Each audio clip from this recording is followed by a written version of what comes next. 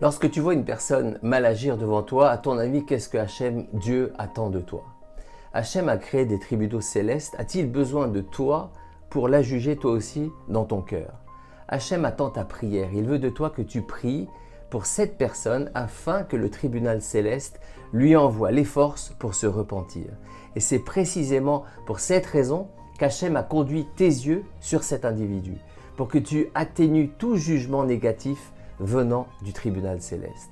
Sais-tu pourquoi les eaux du déluge sont appelées les eaux de Noah? S'agit-il d'un parfum? Eau de Noah, le parfum des justes? Tout simplement, Hachem attendait de Noah qu'il l'implore d'avoir pitié des hommes et de ne pas envoyer le déluge sur terre. Seulement Noah n'a pas essayé de convaincre Hachem de revenir sur sa décision, à l'inverse d'Abraham à l'égard des habitants de Sodome et Gomorrhe. En nommant les eaux du déluge du nom de Noah, on doit comprendre qu'il endosse une responsabilité vis-à-vis de cette destruction. Alors, pourquoi le tribunal céleste aurait-il besoin des hommes? Tout simplement parce que s'il y a une chose que le tribunal céleste peine à faire, c'est bien de demander miséricorde pour une personne. Pourquoi? Parce que le tribunal céleste est parfait et tout le mal réalisé par une personne est inscrit devant lui. Comment pourrait-on gracier un individu lorsque tous ses méfaits sont étalés devant un tribunal parfait?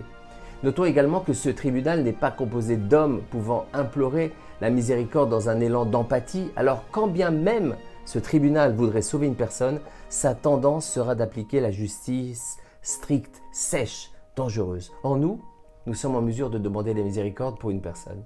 Non seulement nous en sommes capables, mais il en est de notre responsabilité d'agir ainsi. Nous sommes les meilleurs avocats du peuple d'Israël. Il est enseigné que le tribunal céleste se conforme au jugement du tribunal terrestre. Par exemple, lorsqu'un couple se marie devant des témoins, le tribunal céleste en prend note pour ainsi dire, et le mariage de ce couple fixe cette nouvelle réalité devant les cieux, dans les cieux.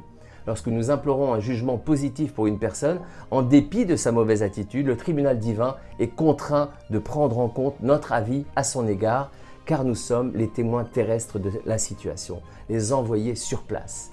Dans l'éventualité où le tribunal fixerait qu'un juif mérite un mauvais décret, juger une personne sous le regard du digne, de la rigueur, revient à confirmer le jugement céleste et à sceller sur elle une sentence fatidique. En revanche, faire tout ce qui est en son pouvoir pour demander miséricorde pour cette même personne reviendrait à la sauver d'un mauvais décret.